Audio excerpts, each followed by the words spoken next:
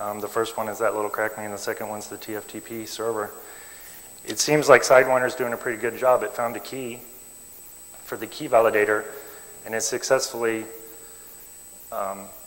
formed valid packets, and it was able to hit the target, which means it also passed through those string copies. So it's passing through those vulnerable calls, so we might do something with that. Maybe we want to get to them and play with them instead of just going straight to the target, and we're going to actually touch on that here in a little bit. So we'll get back into the presentation. I'm going to talk about some of the advantages that we think Sidewinder offers. First of all, we're applying knowledge gained from previous experience to drive our choice for future inputs. And that's, instead of just unguided missiles, so to speak, and creating stuff and just firing it in and see what happens, we're actually remembering, okay, we got this far with this opcode. Let's keep that and just see, it got us there, so we'll keep it and we'll keep going. We'll use the knowledge we have gained. See if we can continue to get further and further. This is well suited for parser type code. There's a rich control flow structure, and that's great for the GA. It thrives on that. Another advantage is we have minimal knowledge of the input structure. We don't need to know what is inside each node. We don't need to know what the logic is. For instance, in CrackMe, the 3 characters, they're interdependent on Boolean operators. We don't care what that is. We just need to know when it leaves that node what edge it takes, because that's how we're going to determine the fitness. So we don't need to know anything about that. In the GA, we've seen that it can learn to approximate the input. Another big advantage is once a target location has been reached, Sidewinder can, if we let it run, like we did on the TFTP server, it will continue to produce additional varying inputs that are capable of reaching that target.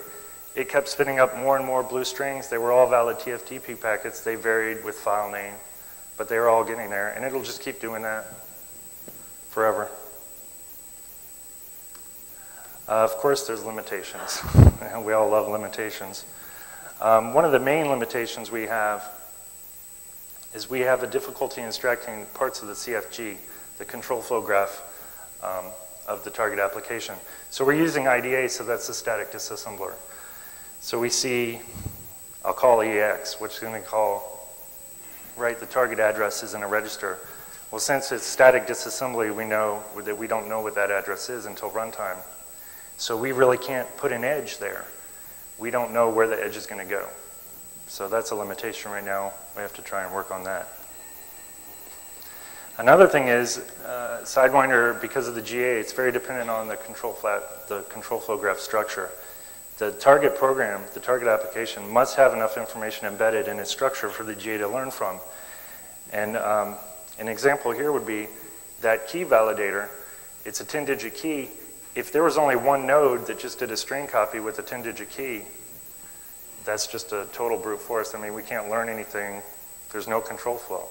So the program has to have control flow for the GA in order to learn and progressively get closer and closer to the target. So it's not going to be useful for programs with a flat structure, you know, like a straight up string compare for the whole thing. And another limitation we have is we can prove that we can reach a target destination node if we get to that destination node. And that's nice. We can say, yeah, there's a vulnerable API here, a string copy, and we can get to it because we reached it. So we reached the target, we say, yeah, we can get to it, now can we do something with it? But on the other hand, if we don't get to it, because of the random nature of the GA, we can't say that it's unreachable. So Sidewinder could run forever. It may, by some incredible odd, never hit it. We can't say that it's unreachable. You could still get there. So it's still, if you're trying to do some kind of check and say, oh, well, this program's safe because you can't reach that, Sidewinder is not going to be able to tell you that. Because if it can't reach it, that doesn't mean that you can't get there. So that's another limitation. When we look at some of the conclusions, what we think Sidewinder offers is we think we show how genetic algorithms can be applied to the input crafting process in order to maximize code coverage and intelligently drive a program into potential vulnerable states.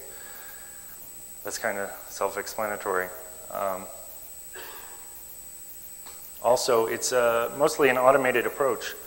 Again, it treats the internal structure of the node as a black box. We don't care what's inside that node. We don't care what the logic is. We just care where we went when we left it.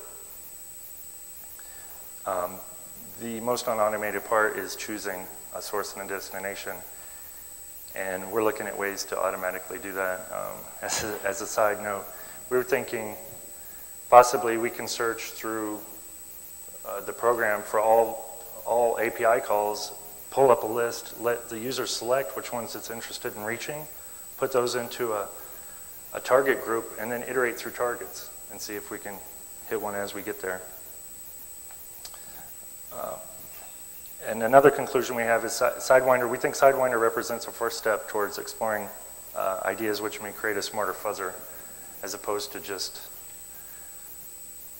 you know, creating input and firing them in and see if we get a crash or whatever. We're going to try and reduce the time and do it more intelligently. We do have some future work ideas, and I think I gave one of those away already. We do need more vigorous testing, of course. A program is never done being tested. There could always be bugs. This is theoretical so far.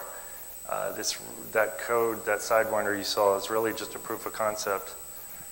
You know, we've just been working on it since we have the idea for a few months, and that's where it's at. It obviously needs more work, and we need to test it on more and more programs, you know, so we can learn what else it needs to do. It does work pretty well. It does find a key for the key validator, and it does craft valid TFTP packets. It is capable of reaching the destination, so that's pretty good. Another thing we want to try and do is improve the grammar. I'm not a big grammar guy, but what I was told is we try to evolve the grammar rules themselves. The grammars that we import now are hard-coded grammars. So the non-terminals go to terminals, but that's hard-coded in. So what if we could evolve the grammar rules as it was running and create new grammar rules? So we can maybe reduce the amount of terminals that some non-terminal can go to. If we can do that, it's going to make it more efficient and, you know, get to where it's trying to go faster, hopefully. Another thing, the idea we had was maybe we can dynamically refine the grammar rules. So if we're running a genome through a target application and it hits a breakpoint, maybe we can go look at registers or memory addresses associated with that and see if there's any interesting strings stored there. And if they are, maybe we can throw those into the grammar. Maybe it was a string compare with something, with a string that's at an address stored in a register. If we can pull that string out and throw it into the grammar, maybe that'll be good. Another thing we want to talk about is target triggering. So what happens when we reach the target? In the first demonstration we saw, the crack me, we reached the target, we got a little message box, congratulations, you found a key. That's great, you know, it stops running. But what if we can do more interesting stuff? What if we can set a target that's, say, a vulnerable string copy call? Okay, we got there, that's good, we know how to get there. Now let's see if we can hammer it and exploit it. Let's see if it's exploitable. So maybe Sidewinder will switch modes and say the fitness function, rather than awarding fitness for traveling further down the path towards the target, maybe the fitness function becomes, well, you're going to get higher fitness if your string grows longer. So now the inputs are getting to that string copy, and we're going to start growing the string and see if we can overflow a buffer. And then we can determine not only that the target address is reachable, but it's exploitable. So we could do something like that. Another thing that I already kind of mentioned was maybe multiple targets. You know, maybe there's a lot of string copies, which happens to be the case sometimes. And maybe we want to try and see if we can reach every single one of them. So we may just build a list of targets.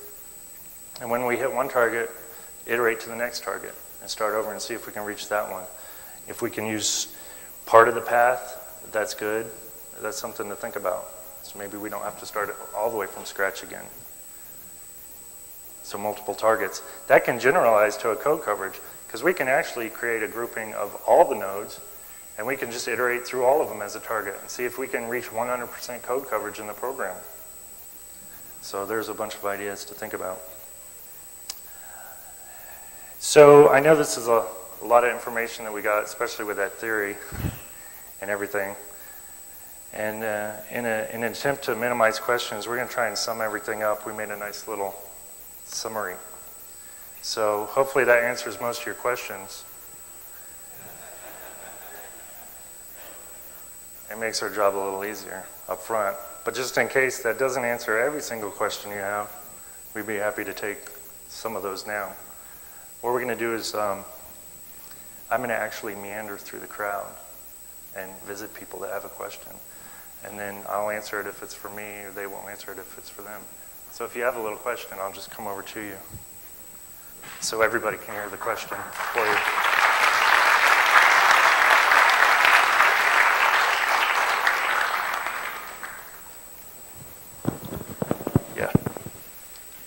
Yeah, I was curious as to how Sidewinder chooses its, or given a problem, an initial population. If you have to start out with an initial population, how do you choose that? We'll let Ryan handle that. The initial population is just, there's not really any options that goes into it. You don't want to share it.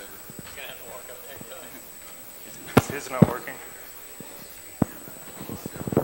Did you hear that? How the initial population is chosen? Sorry, the mic doesn't work up here. The initial population is just, what's up? The initial population is just chosen randomly, exactly as in the binary string example, but from variable length strings. So we just, we're choosing a bunch of integers at random of variable length. But Does that make sense? over time, it's going to learn from that. You know, it's not going to keep that initial random population. So there's absolutely no information basically going into the beginning. So you have problems getting stuck in local. Yes. Like, and so have you tried like simulated annealing approach to altering your mutation coefficient? Like start with a high and then varying it over time, letting it kind of. We use dynamic mutation rate when our population starts to stagnate and we're not seeing any increase in fitness. And then as we make progress, then we slowly lower that mutation rate down again, because obviously there's a compromise between preserving your existing information and generating new information.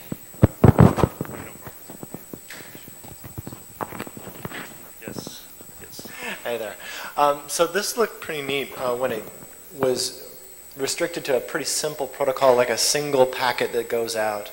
What about handshakes or more complicated protocols where you have a sequence of 4 or 5 packets, which represent quite a few of applications, especially the ones in my space? We really haven't gotten to TFT. To be perfectly honest, like I said, this is very prototype-ish. We think that the technology can be extended to handle protocols that would have some kind of state information, like a handshake protocol, but it doesn't do that right now. That's definitely an area of future work. Yeah, because it even has the nice property that it will have a tendency to progress farther in the program as you get to farther in the protocol. Yeah, we think that that could be an extension. You could add that to the grammar.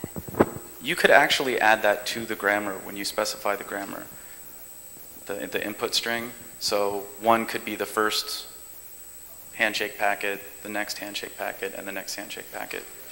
Then one trick there is how do you transfer the learning about the first packet, which is a unique thing to the second packet, because otherwise it would be kind of treated as a single two-piece packet. Yes, it would be treated as, one giant packet.